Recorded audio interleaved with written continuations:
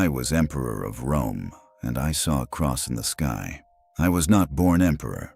I was born into ambition, into steel and strategy, into a world where power was taken, not granted. My father wore the purple before me. He commanded legions. He knew how quickly loyalty could turn into betrayal. From him, I learned discipline. From Rome, I learned hunger. When my father died in the distant province of Britannia, the soldiers lifted me upon their shields and hailed me Augustus. I remember the cold air, the roar of armored men striking their spears against iron shields, the taste of destiny in my mouth. But Rome was never so simple. An emperor proclaimed by soldiers was only the beginning. Others claimed the throne, others sharpened their knives. The empire had been divided among rulers to prevent chaos. Instead, it multiplied ambition. Men called themselves Caesars and Augusti. Alliances shifted like sand. Every proclamation of loyalty carried a shadow behind it. One of those shadows was Maxentius. He ruled in Rome itself, the ancient heart of our dominion. He claimed legitimacy through bloodline. He called himself protector of the city. He fortified its walls and whispered that I was a usurper. He believed the capital would shield him. He believed the old gods would favor him. In the year 312, I marched toward him. It was not a reckless march. I did not charge blindly into Italy. I advanced carefully, defeating his forces in the north, Turin, Verona, breaking them piece by piece. Each victory strengthened my men's faith. Each victory tightened the circle around Rome. Yet as I drew closer to the city, a strange unease settled upon me. I had won battles before. I trusted my generals. I trusted the discipline of my legions. But something about this confrontation felt different. Rome was not merely another city. It was symbol, memory, ancestry, pride. To attack Rome was to gamble everything. And I knew that if I failed, my name would be erased. On the eve of the battle near the Milvian Bridge, I stood beneath an open sky. It was late afternoon. The sun had begun its descent. My army rested beyond the Tiber. Across the river stood Maxentius, confident behind his defenses. He had destroyed the permanent bridge and constructed a temporary one, believing he could control retreat or pursuit. He thought himself clever. I walked alone for a time. I had grown up in an empire that worshipped many gods. I had seen sacrifices offered to Jupiter, Mars, Apollo. I had witnessed rituals before campaigns, omens read in entrails, priests chanting promises of victory. My father, though tolerant of many faiths, had not been cruel toward the Christians. But they were a strange sect, whispered about in corners, sometimes persecuted, sometimes ignored. Their God was different, invisible, singular, demanding. I had never paid them much attention, until that evening. The story has been told many times. Some say it was a dream, some say it was a vision in waking daylight. I will tell you what I remember. The sky was clear. The light hung golden over the horizon, and above the sun I saw a shape. At first I thought my eyes deceived me. A trick of light, a soldier's exhaustion, but the shape sharpened. It was not the eagle of Rome, not the thunderbolt of Jupiter. It was a sign unfamiliar to the battlefield, a cross of light, radiant against the sky. Around it, or perhaps within my own mind, I understood words. In this sign, conquer.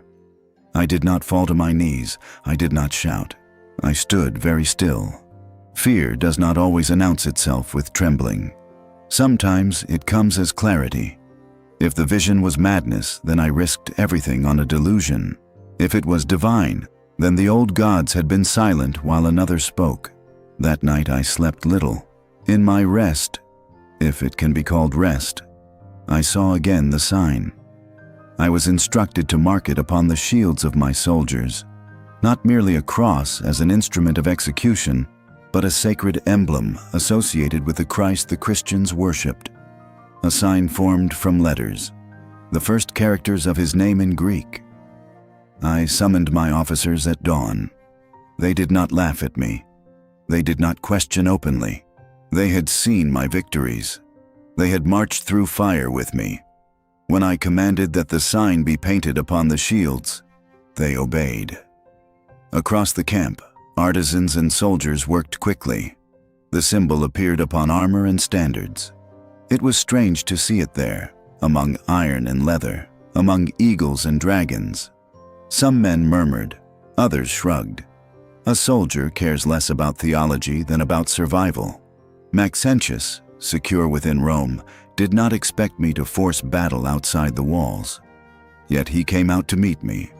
Perhaps pride drove him. Perhaps prophecy misled him. He believed an oracle had promised that the enemy of Rome would perish that day. He assumed the enemy was me.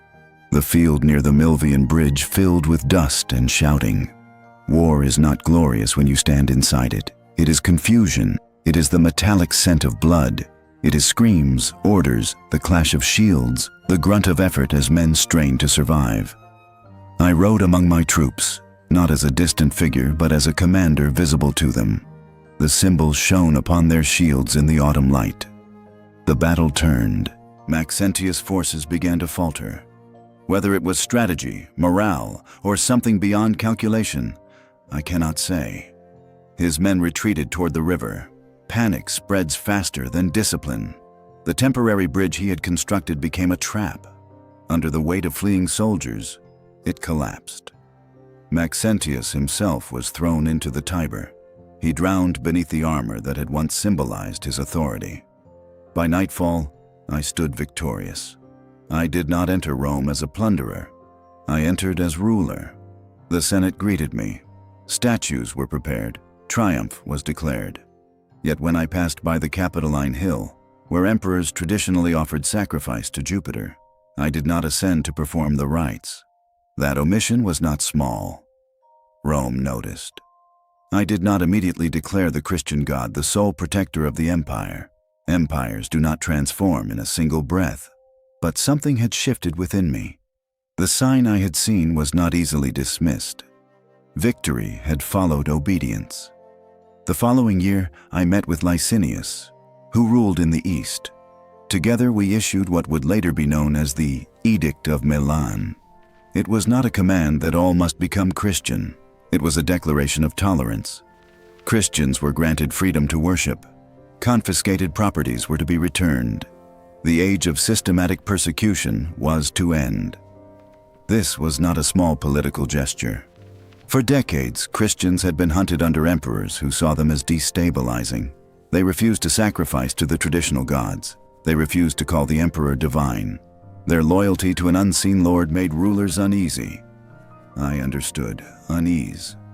Power depends upon unity.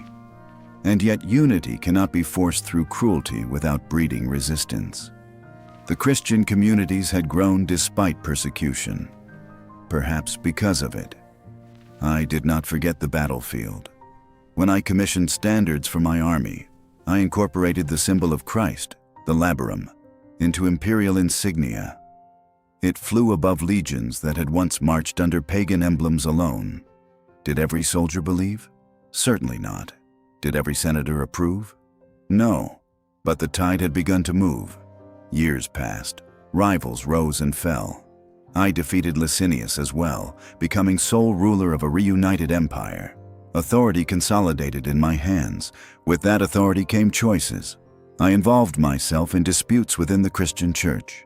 They were divided over questions of doctrine, over the nature of Christ, over the relationship between Father and Son. Division threatened not only theology, but stability. So, I convened a council at Nicaea in 325. Bishops gathered from across the empire. Some bore scars from earlier persecutions, missing eyes, crippled limbs. I, who wore imperial purple, presided over men who had suffered for their faith long before I favored it. I did not dictate their creed, but I insisted they resolve their disputes. Unity was not only spiritual, it was political. From that council emerged a declaration of belief that would shape Christianity for centuries. Was I a theologian? No, I was a ruler. But I had learned that belief can move armies and shape civilizations more profoundly than swords alone. I founded a new capital upon the site of ancient Byzantium. I named it Constantinople, not from vanity alone, but from vision. Rome was old, burdened by tradition and faction. The East offered opportunity. In my new city, churches rose alongside palaces. Christian symbols adorned public spaces. The faith that had once hid in catacombs now stood in sunlight. Yet do not imagine my journey was pure or simple. I remained a politician. I retained elements of traditional imagery. I did not outlaw paganism. I maneuvered carefully.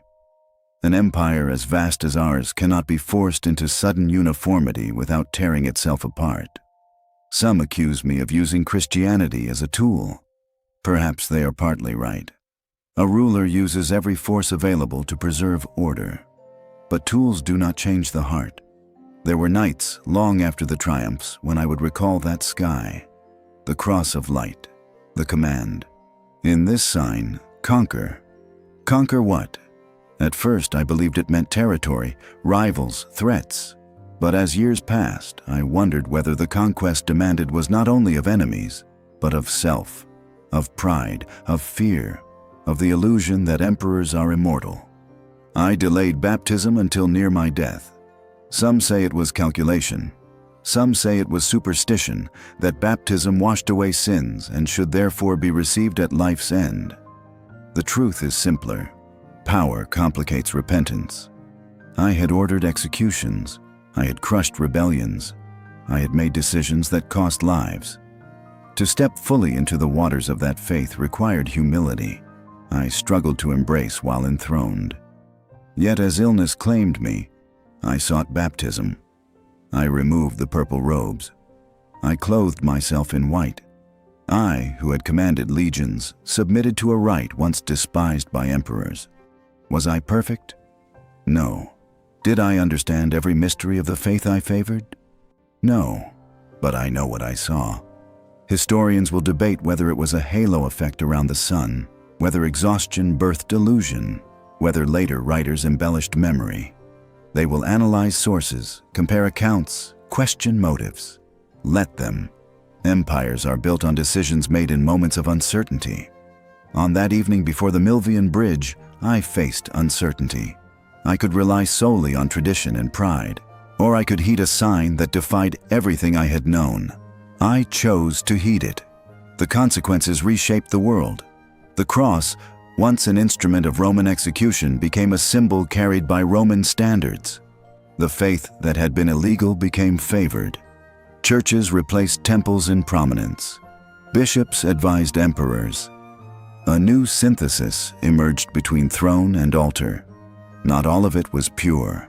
Power stains whatever it touches. The union of empire and faith would bring both protection and corruption, glory and conflict. But history does not move through spotless hands. If you ask me whether I believe the God of the Christians granted me victory, I will answer this. I saw a sign, and I obeyed. Victory followed. If you ask me whether I transformed Rome or Rome transformed me, I will answer both. I was emperor of Rome. I commanded armies, signed decrees, founded cities, shaped councils. My name was carved in marble and whispered in fear. And yet the moment that defined my reign was not a coronation, not a conquest, not a proclamation. It was a sky filled with light. It was the realization that power might answer to something higher than itself. I was raised to believe that emperors were chosen by destiny, favored by gods, guardians of order. But on that field near the Tiber, I understood that even emperors stand beneath the heavens. The cross I saw did not carry a sword. It carried suffering. And somehow, in that symbol of execution, I found victory. History will remember me as Constantine the Great. Some will praise me as champion of Christianity. Others will condemn me as manipulator. Scholars will sift through documents, argue over motives, dissect policies. But before I was a legend, I was a man on the edge of battle, uncertain of tomorrow, and I saw a cross in the sky. In that sign, I conquered. Not only a rival, not only a city, but an age. If a single sign in the sky could change an empire, Imagine what one decision could change in you. Subscribe and walk with me through the moments that reshaped history forever.